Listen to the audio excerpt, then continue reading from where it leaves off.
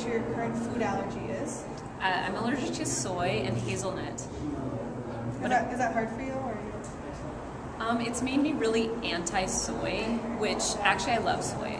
But sometimes when my friends take me to restaurants where there's only vegetarian options, I can be a little bit aggressive and pro-meat. But it's frustrating. I wish I could eat soy. Yeah. Do you know what your camp is going to be at Burning Man next year? No. Hopefully something where clothing is enforced, though. We have to ask you about some inspiration for the show. So can you tell us about either the worst tattoo you've seen in Portland or the craziest person that you know here who isn't in the show, who didn't wind up making the cut? Well, one of the craziest, just a person that always makes me feel sad, and it's always a different person, but they're doing the same thing, which is they're carrying a cat in public on their shoulder. I know that guy. Exactly, but it's not one guy, and that's the problem. It makes me so uncomfortable. I'm worried about the cat. I'm worried about the guy. And just mentally, I'm worried about the guy. I just don't, like my cats, if I put them into a car to go to the vet, like that's almost murder, you know, that's to them. And so I just don't, so that person's not in the show probably for a reason. They don't have an email or, you know, we could get a hold of the cat.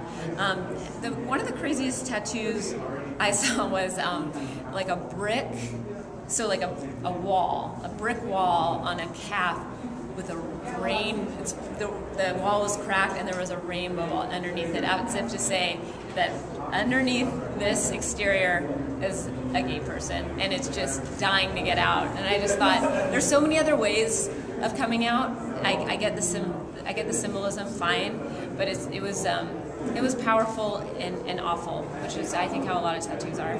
Yeah. Yeah. Do you have any tattoos yourself that you're embarrassed about or that you love? There are only two options. I do. Only two.